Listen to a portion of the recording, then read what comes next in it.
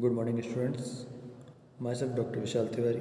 और आज का जो हमारा वीडियो है उस वीडियो का टॉपिक है चोल वंश, चोल राजवंश। चोल राजवंश के लिए कहा जाता है कि ये काफ़ी प्राचीन राजवंश रहा है और इनका हम कहें तो मौर्य वंश के से भी पहले के समय से ये भारत के इतिहास में मौजूद रहे हैं, लेकिन प्रमुख शक्ति के रूप में ये रहे या नहीं रहे, लेकिन उनके ज़्यादा राजाओं के बारे में हम लोगों को नाम नहीं पता। लेकिन संगम काल के एक करिकाल राजा थे, उनके बारे में पता चलता कि वो काफ़ी शक्तिशाली थे। फिर बीच में कुछ समय इनकी शक्तियाँ कम हो गई राजवंश की, और फिर देखा जाए तो ये काफ़ी समय बाद ये कह सकते हैं 9वीं और 10वीं शताब्दी के मध्य में ये लोग उभर कर वापस एक प्रमुख शक्ति के रूप में हमारे सामने आए। और इनके प्रमुख जो राजा रहे राजराज प्रथम और राजेंद्र चोल वगैरह, ये काफ़ी शक्तिशाली राजा हुए हैं। इन्होंने काफ़ी अच्छा साम्राज्य स्थापित किया था भारत और भारत के बाहर भी। ठीक है, और चोल वंश की नौसेना काफ़ी प्रसिद्ध रही है। ठीक है, तो इस वीडियो में हम लोग चोल राजवंश के बारे में जानेंगे। उससे पहले चोल राजवंश को जानने के जो इतिहास के साधन हैं उनके बारे में भी जानेंगे कि कौन कौन से साधन हैं। चोल राजवंश के इतिहास के स्रोत की सामग्री, उसमें पहला है साहित्यिक सामग्री, फिर पुरातात्विक सामग्री और फिर है विदेशी साहित्य। ठीक है, तो अब हम लोग इसमें शुरुआत करेंगे साहित्यिक सामग्री से। इसमें पहला है संगम साहित्य।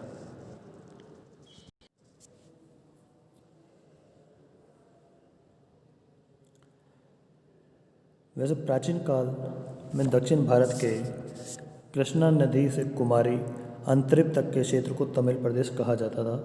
इस प्रदेश में चोल, चेर एवं पांड्य राजवंशों ने शासन किया है। मौर्य सम्राट अशोक के 13वें अभिलेख में इन तीनों राज्यों का स्वतंत्र रूप से उल्लेख हुआ है, लेकिन परवर्ती काल में इन राजवंशों में से चोल राजवंश ने अपनी योग्यता के आधार पर संपूर्ण दक्षिण भारतीय क्षेत्र पर अपना विशाल साम्राज्य स्थापित करने में सफलता प्राप्त की थी।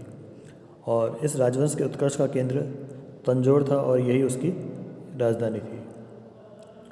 चोल राजवंश को जानने के लिए जो हम बात करते हैं स्रोत, उसमें सबसे पहला है साहित्यिक सामग्री और उसमें है संगम साहित्य। दक्षिण भारत का प्राचीन साहित्य संगम साहित्य कहलाता है। इस साहित्य में प्रारंभिक चोल राजवंश के शासकों की जानकारी प्राप्त होती है। निकटवर्ती राज्यों के साथ चोल शासकों के संबंधों की जानकारी भी संगम साहित्य से प्राप्त होती है। दूसरा है कलिंगतु अपरणी। इस ग्रंथ के रचयिता जैन गोंडार हैं। इसमें कुलोत्तुंग प्रथम की उपलब्धियाँ उल्लेखित है। फिर है ओकट्टुकुलम की उलाएँ। ये उलाएँ यानी श्रृंगार प्रधान जीवन चरित्र विक्रम चोल, कुलोत्तुंग द्वितीय तथा राजराज द्वितीय के विषय में जानकारी प्रदान करती है। फिर है पेरिये पुराणम। यह ग्रंथ कुलोत्तुंग द्वितीय के काल के में शैकी कलार द्वारा रचित है। इसमें तत्कालीन समाज की धार्मिक स्थिति का ज्ञान होता है। फिर वीर सोलियम, यह बुद्धमित्र द्वारा रचित व्याकरण का ग्रंथ है। इस ग्रंथ में वीर राजेंद्र के काल की कुछ घटनाओं का विवरण मिलता है। फिर है महावंश, यह बौद्ध धर्म ग्रंथ का ग्रंथ है। इसमें परांतक की पांड्य विजय तथा राजेंद्र प्रथम की लंका विजय का वर्णन हमें मिलता है। इसके बाद है पुरातात्विक सामग्री। इसमें सबसे पहला है अभिलेख। चोल वंश का इतिहास जानने के लिए सर्वश्रेष्ठ साधन उनके अभिलेख हैं। इन अभिलेखों में संस्कृत, तमिल, तेलुगु और कन्नड़ भाषाओं का प्रयोग हुआ है। चोल शासक राजराज प्रथम ने अपने अभिलेखों में अपने पूर्वजों के इतिहास को संकलित करने का प्रयास किया। साथ ही अपने शासनकाल की प्रमुख घटनाओं एवं विजयों को अभिलेखों में उत्कीर्ण करवाया। इसके पश्चात शासन करने वाले चोल शासकों ने इस परंपरा का पालन किया है। चोल शासकों के विषय में जानकारी प्रस्तुत करने वाले मुख्य रूप से निम्नलिखित कुछ अभिलेख हैं, जिनमें पहला है लीडन दानपत्र अभिलेख। इसमें राजराज प्रथम के विषय में जानकारी उपलब्ध होती है। फिर है तंजौर अभिलेख, यह अभिलेख भी राजराज प्रथम का है। फिर है तिरुवनंतपुरम अभिलेख, यह राजराज तृतीय के शासनकाल का अभिलेख है। ऐतिहासिक दृष्टि से यह अति महत्वपूर्ण अभिलेख है। यह अभिलेख चोल राजवंश के उत्कर्ष का तथ्यात्मक विवरण प्रस्तुत करता है। फिर है तिरुवालांगाडू दानपत्र अभिलेख, यह राजेंद्र प्रथम के शासनकाल की जानकारी प्रस्तुत करता है। फिर करंदे दानपत्र अभिलेख, यह अभिलेख भी राजेंद्र प्रथम का ही है। और फिर है मणिमंगलम अभिलेख, यह राजाधिराज प्रथम की लंका विजय का विवरण देता है इस अभिलेख के अंदर। फिर है सिक्के और विदेशी साहित्य। सिक्कों में के द्वारा जैसे हम बात करें तो धवलेश्वर में चोल शासकों के स्वर्ण निर्मित सिक्कों की निधि प्राप्त हुई है, जो इनकी समृद्धि की सूचक है। राजाधिराज प्रथम के सिक्के लंका से प्राप्त हुए हैं, जो उसके प्रभाव को अभिव्यक्त करते हैं। विदेशी साहित्य की अगर हम बात करें तो चीनी स्रोतों से चीन के साथ चोलों के संबंधों का ज्ञान होता है। चीनी अनुश्रुतियों में चोलों के साथ दौत्य संबंधों का विवरण उपलब्ध होता है। पेरिप्लस तथा टॉलमी के ग्रंथ में भी चोल देश का विवरण वर्णित है।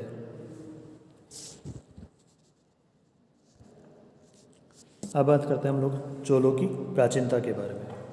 चोल वंश भारत के अत्यंत प्राचीन वंशों में गिना जाता है और इसे दक्षिण भारत के सभी राजकुलों में प्राचीनतम माना जा सकता है। महाभारत में चोलों का उल्लेख मिलता है। मेगास्थनीज ने दक्षिणी भारत के विवरण में चोलों का वर्णन किया है। अशोक के अभिलेखों में चोलों की गणना सुदूर दक्षिण में मौर्य साम्राज्य की सीमाओं से बाहर स्थित एक स्वतंत्र मित्र राज्य के रूप में की गई है। टॉलमी ने चोलों के 2 राज्यों का वर्णन किया है। प्रसिद्ध ग्रंथ पेरिप्लस ऑफ द इरिथियन सी में चोल प्रदेश के बंदरगाहों से होने वाले व्यापार का उल्लेख मिलता है। दीपवंश और मालवंश में भी चोल राज्य और ताम्रपर्णी यानी लंका के मध्य घनिष्ठ संबंधों का उल्लेख है। प्रारंभ में चोल राज्यों में वर्तमान तमिलनाडु प्रांत के तिरुचिरापल्ली और तंजौर के जिले सम्मिलित थे। बाद में उन्होंने अन्य क्षेत्रों को विजित कर एक छोटे से राज्य को साम्राज्य में बदल दिया। आर्यावर्त में जो महत्व गंगा नदी का था, वही महत्व चोल राज्य में कावेरी नदी का था।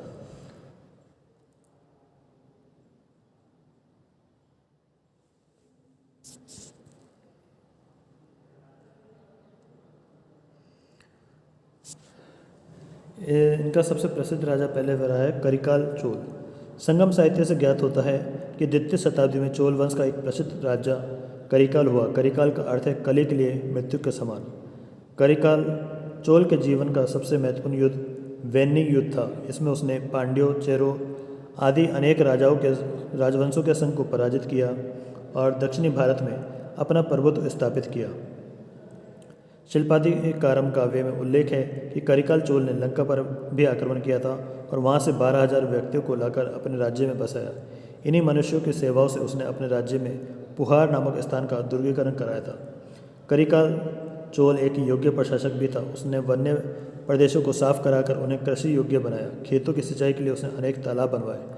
तमिल कविताओं से प्रकट होता है कि वह वैदिक धर्म का अनुयायी था और उसने अनेक यज्ञ किए थे। उसने अपनी प्राचीन राजधानी पेथोरा के स्थान पर एक नवीन राजधानी की स्थापना की। इसका नाम कावेरीपट्टिनम था। करिकाल की मृत्यु के पश्चात चोल वंश में कुछ समय तक कोई भी प्रतापी राजा नहीं हुआ। परिणाम स्वरूप चोल वंश के शत्रुओं विशेषतः पांड्यों और चेरों ने चोल राज्य पर आक्रमण कर उनके कुछ क्षेत्रों पर अधिकार कर लिया। पल्लव वंश के उदय से भी चोल राज्य को बहुत नुकसान हुआ। चोल राज्य पांड्यों और पल्लवों की साम्राज्यवादिता के कारण 9वीं शताब्दी ईस्वी तक शक्तिहीन पड़ा रहा। अब है चोल राजवंश का उत्कर्ष। अनेक शताब्दियों तक चोल वंश दक्षिण भारत की राजनीति में एक नगण्य वंश रहा, परंतु 9वीं शताब्दी के मध्य में उसका पुनः उत्कर्ष हुआ। इसका श्रेय उसके एक प्रतापी राजा विजयालय, जो उसका समयकाल 846 ईस्वी से 831 ईस्वी है, को जाता है। यह निश्चित रूप से नहीं कहा जा सकता कि वह करिकाल के वंश से संबंधित था कि नहीं। पल्लवों के सामंत के रूप में विजयालय ने तंजौर पर आक्रमण किया और उस पर अधिकार कर लिया। इस विजय ने कावेरी प्रदेश में चोल वंश की पुनः प्रतिष्ठा स्थापित की।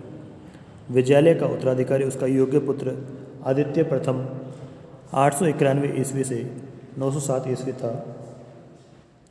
आदित्य प्रथम की सैनिक सेवाओं से प्रसन्न होकर पल्लव नरेश ने उसे तंजौर के आसपास के कुछ और क्षेत्रों पर राज्य का अधिकार दे दिया, लेकिन आदित्य प्रथम ने शीघ्र ही पल्लव वंश के विरुद्ध विद्रोह कर दिया और तोंडमंडलम पर आक्रमण कर दिया।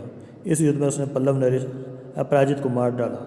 इस प्रकार पल्लव वंश का अंत हो गया और पल्लव राज्य पर चोल वंश का अधिकार हो गया। इसके बाद उसने पांड्य नरेश पर आक्रमण किया और उसे पराजित कर कोंगू प्रदेश पर अधिकार कर लिया। इस प्रकार आदित्य प्रथम ने शक्तिशाली चोल साम्राज्य की आधारशिला रख दी। आदित्य प्रथम ने कावेरी नदी के दोनों तटों पर अनेक शिवालयों का निर्माण करवाया। आदित्य प्रथम के बाद उसका पुत्र परांतक प्रथम 907 से 953 ईस्वी राजा बना। वास्तव में चोल शक्ति की स्थापना का श्रेय परांतक प्रथम को ही दिया जाता है। उसने मदुरा के पांड्य नरेश को परास्त किया और मदुरा पर अधिकार कर लिया। इस विजय के उपलक्ष्य में उसने मदुरई कोंड की उपाधि धारण की। लंका नरेश ने पांड्य नरेश का साथ दिया था, लेकिन वह भी परास्त होकर वापस चला गया। राष्ट्रकूट वंश के राजा कृष्ण तृतीय को भी परांतक प्रथम ने परास्त किया, लेकिन बाद में राष्ट्रकूट राजा कृष्ण तृतीय से वह स्वयं पराजित भी हो गया। दक्षिण भारत के अन्य राजवंशों के विरुद्ध परांतक को भारी सफलता मिली, परंतु राष्ट्रकूटों द्वारा पराजित होने के कारण वह दक्षिण भारत में एक छत्र राज्य स्थापित नहीं कर सका। परांतक ने अनेक शिव मंदिरों का निर्माण कराया। संस्कृत का प्रसिद्ध विद्वान वेंकट माधव इसी समय हुआ जिसने ऋग्वेद पर भाष्य लिखा है।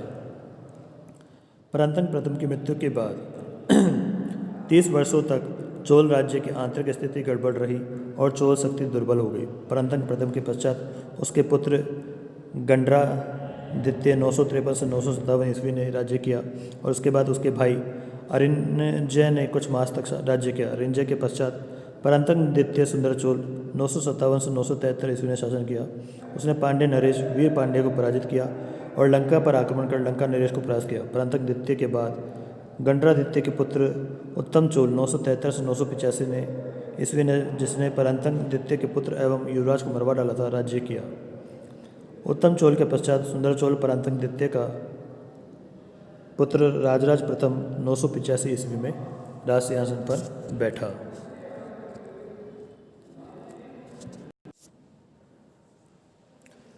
अब है राजराज प्रथम 985 ईस्वी से 1014 ईस्वी। राजराज प्रथम की राज्य प्राप्ति के बाद चोलों के यशस्वी युग का शुभारंभ हुआ। वे एक महापराक्रमी राजा था और अपनी योग्यता, शक्ति तथा सैनिक कुशलता से उसने छोटे से राज्य को एक साम्राज्य में परिवर्तित कर दिया। उसके शासनकाल के 29वें वर्ष में उत्कीर्ण तंजौर अभिलेख में उसकी उपलब्धियों का विवरण है। राजराज के शासनकाल से 2 शताब्दियों तक चोल वंश का इतिहास संपूर्ण दक्षिण भारत का इतिहास बन जाता है। अब अपन बात करते हैं राजराज प्रथम की उपलब्धियाँ। राजराज प्रथम ने अपने राज्यारोहण के पश्चात कुछ वर्षों तक अपनी आंतरिक स्थिति को सुदृढ़ किया। तत्पश्चात उसने दिग्विजय के लिए काफ़ी सैनिक अभियान किए, जिसमें सबसे पहला है केरल विजय। राजराज प्रथम ने दक्षिण में दिग्विजय अभियान के अंतर्गत सर्वप्रथम केरल के राजा रवि वर्मा के ऊपर आक्रमण किया तथा उसे त्रिवेंद्रम में पराजित किया। इस विजय प्राप्ति के उपलक्ष्य में राजराज प्रथम ने कांडुलर शाले कल मरुत की उपाधि धारण की थी। कांडुलर शाले कल मरुत की उपाधि धारण की। फिर है पांड्य राज्य पर विजय। केरल राज्य के पश्चात राजराज प्रथम ने पांड्य राज्य पर आक्रमण किया। तिरुवालांगाडू तामपत्र लेख से ज्ञात होता है कि राजराज प्रथम ने पांड्य शासक अमरभुजंग को पराजित कर बंदी बना लिया, उसकी राजधानी मथुरा को जीत लिया तथा उसके दुर्ग विलिंद पर अधिकार कर लिया। फिर है सिंहल विजय। केरल एवं पांड्य राज्यों पर विजय के पश्चात राजराज प्रथम सिंहल की ओर बढ़ा। सिंहल का शासक केरल एवं पांड्य के शासकों का मित्र था तथा राजराज प्रथम के विरुद्ध सिंहल के शासक ने इन राज्यों की सहायता की थी। इस समय सिंहल का शासक महेंद्र पंचम था। राजराज प्रथम ने सिंहल पर आक्रमण करने के लिए नौसेना द्वारा चढ़ाई की।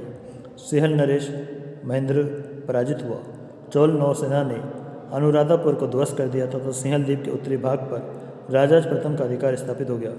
राजराज प्रथम ने अनुराधापुर के स्थान पर पोलोनारू को अपनी राजधानी बनाई और उसका नाम जन्नाथ मंगलम रखा। राजराज प्रथम ने सिंहल में कुछ शिव मंदिरों का भी निर्माण करवाया। चौथी है पश्चिमी गंगों पर विजय। सिंहल विजय के पश्चात राजराज प्रथम ने मैसूर क्षेत्र के पश्चिमी गंगों पर विजय प्राप्त की।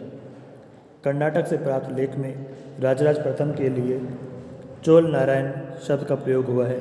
इससे ज्ञात होता है कि उसने गंगों को हराया था और गंगवाड़ी पर अधिकार स्थापित कर लिया था। फिर है कल्याणी के पश्चिमी चालुक्यों से युद्ध। उत्तम चोल के समय से ही चोलों के संबंध मधुर नहीं थे। चालुक्य नरेश तैलपदित्य ने संभवतः उत्तम चोल को पराजित भी कर दिया था। तैलप के पश्चात सत्याश्रय चालुक्य सिंहासन पर बैठा। राजराज प्रथम ने चालुक्य राज्य पर आक्रमण कर दिया। सत्याश्रय चोल सेना का सामना नहीं कर सका और युद्धभूमि से भाग खड़ा हुआ। चोल सेना ने पूरे प्रदेश में भारी लूटपाट की। स्त्रियों, ब्राह्मण एवं बच्चों को भी नहीं बख्शा। कई दुर्गों का विनाश कर दिया गया, लेकिन कुछ समय पश्चात चोल सेना लौट गई और सत्याश्रय पुनः अपने राज्य का शासन संचालन करने का। इस प्रकार इस अभियान से चोलों को अतुल संपत्ति प्राप्त हुई तथा चोल साम्राज्य की उत्तरी सीमा तुंगभद्रा नदी तक विस्तृत हो गई। फिर है वेंगी के पूर्वी चालुक्य राज्य में हस्तक्षेप। इस समय वेंगी के राज्य की स्थिति संकटपूर्ण थी। 973 ईस्वी में चोट भीम ने दानानर्व की हत्या कर वेंगी के सिंहासन पर अधिकार कर लिया था तथा उसके दोनों पुत्र शक्तिवर्मन तथा विमलादित्य को वेंगी से निकाल दिया। ये दोनों राजराज प्रथम के दरबार में आ गए। राजराज प्रथम ने दोनों चालुक्य कुमारों को संरक्षण प्रदान किया। चोट भीम ने वेंगी में अपनी स्थिति ठीक करने के पश्चात तोंडमंडलम पर आक्रमण किया। चोल नरेश राजराज प्रथम ने उसे पराजित कर बंदी बना लिया तथा राजकुमार शक्तिवर्मन को वेंगी का राजा बना दिया। इस प्रकार वेंगी चोल नरेश का संरक्षित राजा बन गया। राजराज प्रथम की इस सफलता से शुद्ध होकर कल्याणी के चालुक्य नरेश सत्याश्रय ने 1006 ईस्वी में वेंगी पर आक्रमण कर दिया। राजराज प्रथम ने 2 सेनाओं से प्रत्याक्रमण किया। प्रथम सेना का नेतृत्व उसके पुत्र राजेंद्र प्रथम ने किया। उसने पश्चिमी चालुक्य पर राज्य पर आक्रमण किया। इस सेना ने वनवासी पर अधिकार किया तथा मान्यखेट को ध्वस्त किया। दूसरी चोल सेना ने वेंगी पर आक्रमण किया। सत्याश्रय ने विवश होकर वेंगी को त्यागा तथा बड़ी कठिनाई से अपने राज्य की रक्षा की। चोल सेना अतुल धनराशि लेकर लौट गई। शक्तिवर्मन वेंगी का शासक बना रहा तथा चोल शासक राजराज प्रथम ने अपनी कन्या कुंदवा देवी का विवाह उसके छोटे भाई विमलादित्य के साथ कर दिया। इस प्रकार इनके आपसी संबंध और अधिक मित्रतापूर्ण हो गए। इसके अलावा है अन्य विजय। इसके पश्चात राजराज प्रथम ने कलिंग राज्य पर आक्रमण कर उस पर अधिकार कर लिया।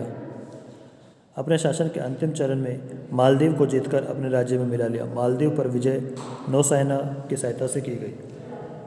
अब है इसका राजराज प्रथम का साम्राज्य विस्तार। इस प्रकार अपनी विजयों के फलस्वरूप राजराज प्रथम ने एक विशाल साम्राज्य की स्थापना की। उसके साम्राज्य में तुंगभद्रा नदी तक का संपूर्ण दक्षिणी भारत, सिंहल तथा मालदीव का कुछ भाग शामिल था। इस प्रकार राजराज प्रथम अपने समय का महानतम विजेता एवं साम्राज्य निर्माता था।